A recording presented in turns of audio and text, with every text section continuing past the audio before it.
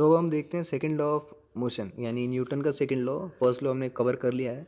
तो first law refer to the simple case when the net external force जो है वो जीरो है।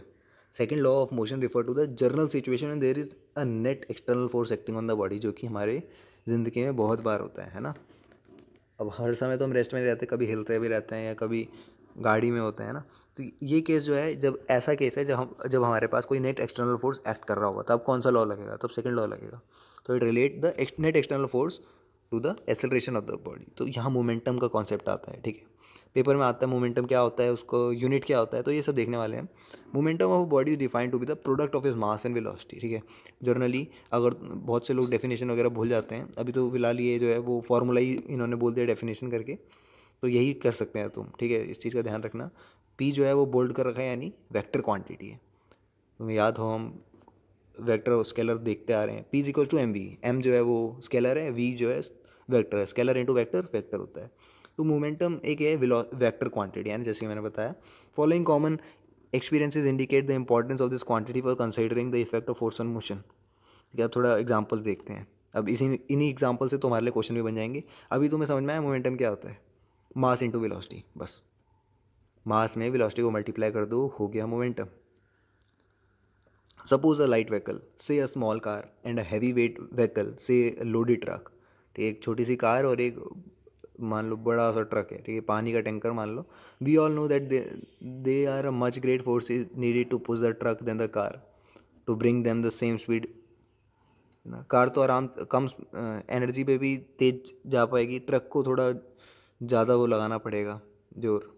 Similarly a greater opposite force is need to stop. अब रोकना है तो क्या होता है, बहुत सी बार तुम देखते हो ट्रक वगैरह लुढ़क जाते हैं या फिर कुछ चल ही देते हैं सामने वाले को, क्योंकि उतनी स्पीड में होते हैं, और रोकोगे तो वो आगे जाके रुकेगा। ठीक है, अगर तुमने कुछ धीरे धीरे करके रोकते हैं वैसे तो, अगर तुमने अचानक से रोक दिया, बहुत ही इमरजेंसी हो गई, सामने अचानक से कोई आ गया, तो पीछे का पार्ट जो होगा इनर्शिया में होगा, तो मान लो लकड़ी वगैरह वो उड़ के ट्रक को ही पलटा देंगे, ऐसा भी हो सकता है। ठीक है, तो similarly a greater opposing force जो होगा उसको रोकने के लिए चाहिए। सेकंड केस देखो, if two stones, one light and other heavy, are drop from the top of building, a person on the ground will find it easier to catch the lighter stone. है ना, तुम ईंट फेंक रहे हो नीचे, पकड़ेगा कोई? पत्थर छोटा सा फेंक रहे हो तो कोई ट्राई भी कर ले। Speed is another important parameter consider. Bullet जो है, बुलेट को पकड़ लोगे, मान लो कि बुलेट तो हल्की होती है ना, अगर तुम पत्थर की बात करो उससे, तो बुलेट की स्पीड जो है, पियर्स कहते हैं छेद कर देना, ठीक है, ह्यूमन की टिश्यू बिफोर इट स्टॉप। तो बुलेट जब आसानी से हमारे आर पार हो जाती है ना, तो the same bullet fire with the moderate speed will not cause much damage. अब तुम बुलेट मेरे को फेंक के मारो हाथ से, ठीक है, गोली से नहीं, हाथ से, तो क्या आर पार होगी? नहीं होगी, दूर खड़ा हूँ मैं, है ना। तो ये चीज़ है।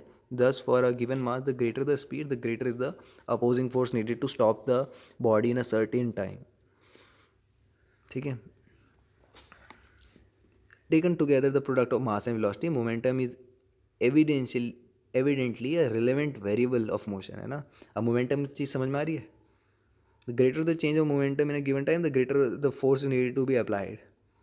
फोर्स ज़्यादा चाहिए होगा रोकने के लिए भी और ले जाने के लिए भी। कभी अगर हम ईंट फेंक रहे हैं तो मास ज़्यादा है ना, स्पीड कम हो जाएगी। अगर हम बुलेट फेंक रहे हैं तो मास कम है, स्पीड ज़्यादा हो जाएगी। मतलब स्पीड ज़्यादा हो जाती है, ऐसी बात नहीं है, हो ही जाएगी, ज़रूरी नहीं है। सीज़न अभी तुम्हें समझ में आएगा, ठीक है। अभी हम आते हैं आगे, बहुत जगह बहुत चीज़ें अभी। अ season cricketer catches a cricket ball coming in with great speed, है ना, बॉल आ रही है, पकड़ लेता है, और जो नया खिलाड़ी होता है उसके हाथ में लग जाती है चोट। तो एक वजह तो ये होती है कि वो जो क्रिकेटर होता है उसको टाइम लग, देखो यहाँ पे फिगर बनाइए, देखो ना, वो बॉल को पीछे पीछे धीरे धीरे करता है, ऐसा नहीं कि एकदम ही उसने वॉल बना दी अपने हाथों की। तो उसको एक कम फोर्स लगाना पड़ता है, ठीक है, ऐसे कह सकते हैं।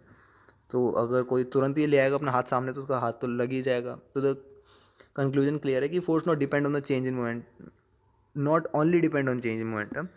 फोर्स चेंज इन मोमेंटम पर ओनली डिपेंड करता है, but also on how fast the change is brought about, कितनी जल्दी वो चेंज आया है। बॉल तो उसी स्पीड में थी, वेट भी काफ़ी सही था, मगर उसमें कितना टाइम लगा उस चेंज को आने में। तो the same change in momentum brought about in a shorter time need a greater applied force. उसको रोकने के लिए ज़्यादा फोर्स चाहिए होगा। In short the greater rate of change of momentum the greater is the force. ठीक है, जितना रेट चेंज ज़्यादा होगा उतना ही फोर्स लगाना पड़ेगा। तो ये इस फिगर के 5.3 को पढ़ते हैं एक बार। Force not only depend on the change in momentum but also on how fast the change is brought about. Exactly वही लिखा है। और सीजनड क्रिकेटर, ठीक है, अभी तुम ये चीज़ पढ़ोगे ना पेपर में आएगा, a seasoned cricketer draws his hand during a catch, why, ऐसा पूछा जाता है। तो this allows greater time for the ball to stop and hence require smaller force, क्योंकि force not only depend on the change of momentum but also on how fast the change is brought about. Second law of motion. ठीक है, देख रहे हो कैसे relate हो रही हैं चीज़ें। तो ऐसे समझना है कि the observation confirm that the product of mass and velocity that is momentum is basic the effect of force on motion. ठीक है, फोर्स का इफेक्ट मोशन में। However, at the end of the time interval, observations show that each body acquires the same momentum. ठीक है, अगर तुम time interval के बाद देखो तो the same force for the same time causes the same change in the momentum for different bodies. दोबारा सुन लेते हैं।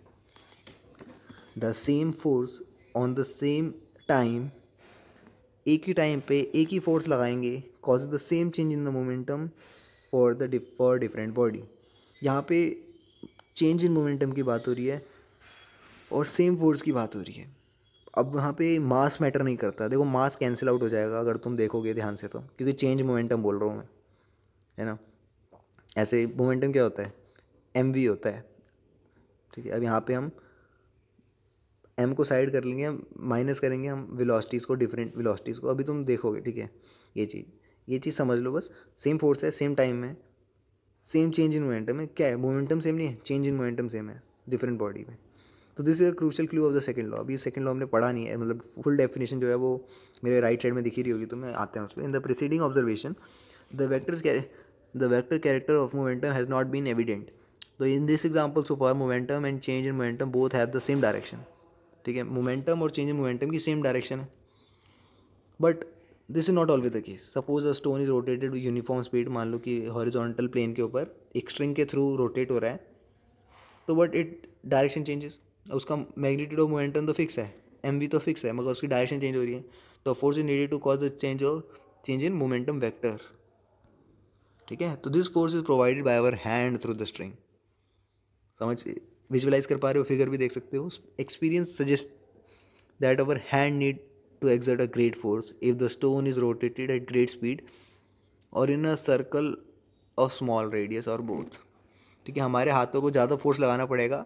दो कारण है, मतलब दो टाइम पे। अगर हमारा सर्कल छोटा है तो, सेकेंड थिंग अगर हमें ग्रेटर स्पीड पे घुमाना है तो this correspond to the greater acceleration और evidently a greater rate of change in momentum vector. Accelerate ज़्यादा होगा, रेट ऑफ चेंज ज़्यादा होगा। देखो अब मैं बोलूँगा सिर्फ मोमेंटम और बोलूँगा rate of change in momentum, तो यहाँ पे ना फोर्स ही हो गया एक।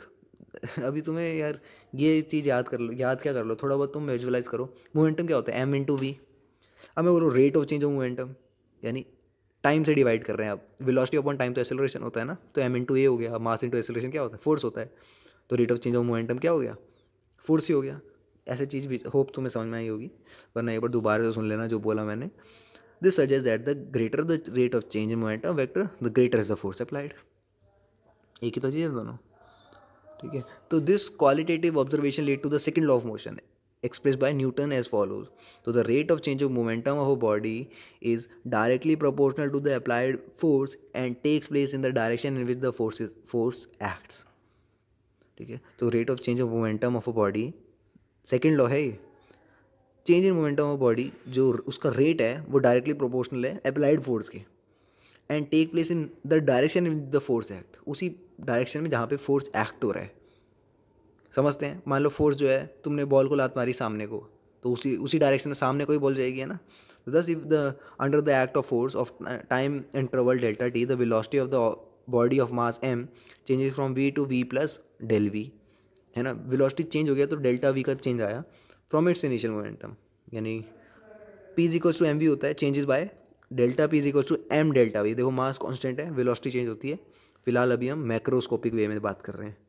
ठीक है, according to second law F directly proportional to delta P by delta T, यानी change in momentum upon time. तो F is equals to K delta P by delta T हो जाएगा। Where K constant of proportionality है, taking the time limit t tends to 0, the term delta p by delta t become the derivative और differential coefficient of p with respect to t। थोड़ा धीरे धीरे चलते हैं। क्या बोला मैंने, फोर्स जो होता है वो डायरेक्टली प्रोपोर्शनल है change in momentum, rate of change in momentum की, तो वही चीज़ लगाया, के कांस्टेंट ऐड कर दिया जो कि प्रोपोर्शनैलिटी का कांस्टेंट है, के ऐसे ही बोल दिया मैंने, ठीक है, उसको कुछ भी बोल सकते हैं। Taking the limit delta t tends to 0, the term delta p by delta t become derivative. देखो जब नीचे टाइम को जब हम टेंस टू 0 करते हैं, लिमिट लगाते हैं, तो फिर वो डेरिवेटिव बन जाता है, डिफरेंशियल कोफिशिएंट ऑफ p बन जाता है विद रिस्पेक्ट टू t, ठीक है। डेरिवेटिव तो तुम्हें पता है डेरिवेटिव कैसे करते हैं, तो जिसको हम बोलते हैं dp बाई dt, ठीक है, समझ में आया। तो f इज इक्वल्स टू के D P by D T. क्यों बनाया के D P by D T, क्योंकि हमने लिमिट ले लिया डेल्टा टी टेंस टू 0। अभी तुम्हें समझ में आएगा कि for a body of fix mass अगर फिक्स है तो हम डेरिवेटिव करते हैं। अब देखो D P by D T को हम D by D T of M V कह सकते हैं, मास फिक्स है तो एम आगे आ गया, तो कांस्टेंट चीज़ें आगे आ जाती हैं डेरिवेटिव में। अब D V by D T हो गया, अब D V by D T क्या होता है, एक्सेलरेशन होता है, तो एम ए हो गया ना, एफ इक्वल टू के एम ए। अभी मैंने तुम्हें ना थोड़ी देर पहले यही समझाया था जब मैं बोल रहा था, दोबारा सुन लेना। वही चीज़ ये थी कि which shows that the force is proportional to the product of mass and acceleration A. तो unit of force has not been defined so far. तो अभी तुम्हें ये चीज़ समझ आई, फोर्स जो होता है वो is proportional to the product of mass और एक्सेलरेशन की, ठीक है। हमें पता है product of mass into velocity तो होता है मोमेंटम, और product of mass into acceleration जो होता है फोर्स प्रोपोर्शनल होता है, ठीक है। अभी हम प्रोपोर्शनैलिटी कांस्टेंट हटाएंगे, समझो कैसे। A unit of force has not been defined so far. तो in fact in equation 5.4 to define the unit of force we therefore have the liberty to choose any constant value of K. तो हमारे पास कोई भी के की value ले सकते हैं। फॉर सिंप्लिसिटी हमने के को 1 मान लिया। The second law then is F equal to M ए।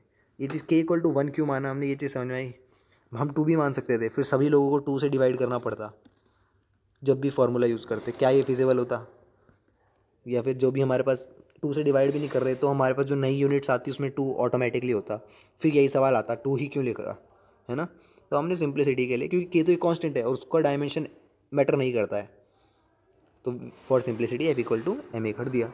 तो in SI unit force is one that cause an acceleration of, हाँ देखो पूछा जाएगा कि डिफाइन 1 न्यूटन, तब क्या लिखोगे, तो ये लिखना कि in SI unit force is one that causes an acceleration of 1 metre per second square to the mass of 1 kilo, यानी 1 newton is equals to 1 kilogram metre per second square. अब कुछ नोट्स बना लेते हैं, ठीक है। हमारे पास कंक्लूजन क्या क्या है। पहला, इन सेकेंड लॉ तुमने समझ लिया, किसके बारे में बात हो रही है, rate of change of momentum, जो कि proportional to the applied force take place in the direction with the force is acted, यानी F equal to M A की बात हो रही है, ठीक है। और जिसे को पूछा जाता है कि सेकेंड लॉ को जरा डिराइव करके दिखाओ, तो ये चीज़ें लिखनी पड़ेगी तुम्हें कि हमारे पास लिमिट टी टेंस टू 0 जा रहा है, F equal to del P by del T होता है, के कांस्टेंट है ना, ये सब लिखना है। तो इसलिए लिख के प्रैक्टिस करना, और जो बुक में है वही करना, ट्राई करना। ऐसा किसी और बुक से छाप रहे हो वो भी यही कर रही है बस अलग तरीके से, फिर तुम कंफ्यूज हो रहे हो, ठीक है। तो एक बुक पे तुम डिपेंड करो या फिर ओपन माइंडेड रहो कि हर नई चीज़ों को एक्सेप्ट करना। अब बात करते हैं हमारे पास सेकंड लॉ में एफ 0 अगर होगा तो फोर्स 0 हो गया, तो एक्सेलरेशन 0। तो second law is obviously consistent with the first law. समझ में आया। फर्स्ट लॉ में बात होती है कि एक्सटर्नल फोर्स, नेट फोर्स जो होता है 0 होता है, और एक्सेलरेशन जो होती है, जिसका मतलब नेट फोर्स 0 हो गया तो अप्लाइड एक्सेलरेशन जो हो जाएगी 0 हो जाएगी। तो सेकंड लॉ जो है वही फर्स्ट लॉ का एक केस है, मान सकते हैं। मतलब सॉरी, फर्स्ट लॉ जो है सेकंड लॉ का ही केस है, जहाँ पे हमारे पास नेट फोर्स 0 होता है, नेट एक्सटर्नल फोर्स 0 होता है। अब the second law of motion is a vector law, ये बात तो हमें देखने से ही पता चलती है। तो it is equivalent to the 3 equations, 1 for each component of the vector. तो अगर हम एक्स में लें, F X equal to D P X by D T, that is M is equals to M E X, ठीक है। ऐसे ही Y और Z के लिए भी। This means that if a force is not parallel to the velocity of the body but make some angle with it, मान लो कि वेलोसिटी के साथ पैरेलल नहीं है मगर एक एंगल बनाता है, तो this changes only the component of the velocity along the direction of force. तो पूरी वेलोसिटी को चेंज नहीं करेगा, उस कंपोनेंट को चेंज करेगा, ठीक है। The component of velocity normal to the force remain unchange. अब फोर्स के नॉर्मल में जो है वो तो अनचेंज रहेगी। For example, in the motion of projectile under the vertical gravitational force the horizontal component of velocity remain unchange. अब हमने तो वर्टिकली थ्रो करा था, तो हॉरिजॉन्टल कंपोनेंट अनचेंज रहा, मतलब फोर्स जो है वो वर्टिकली लगा था, सॉरी वर्टिकली थ्रो नहीं किया था हमने, हमने करा तो हॉरिजॉन्टली था, तो वो वेलोसिटी हमने एक बार प्रोवाइड कर दी, मगर हरकतें कौन कर रहा था बीच में, जो ग्रेविटेशनल फोर्स है ना। तो इस वजह से सिर्फ वर्टिकल कंपोनेंट इफेक्ट होता है। The second law of motion gives an equation 5.5, जिसका मतलब F इक्वल टू ma है, is applied to a single point particle. अच्छा 5.5 है क्या, यही है ना, हाँ। तो ये एप्लीकेबल है एक सिंगल पॉइंट पार्टिकल के लिए। Force F in the law stands for the next net external force on a particle and A stand for acceleration of the particle. A stand करता है एक पार्टिकल की एक्सेलरेशन के लिए, और in turn out however that the law is same from apply to a rigid body or even more generally to a system of particle। ठीक है, हम सिस्टम ऑफ पार्टिकल पे भी डाल सकते हैं।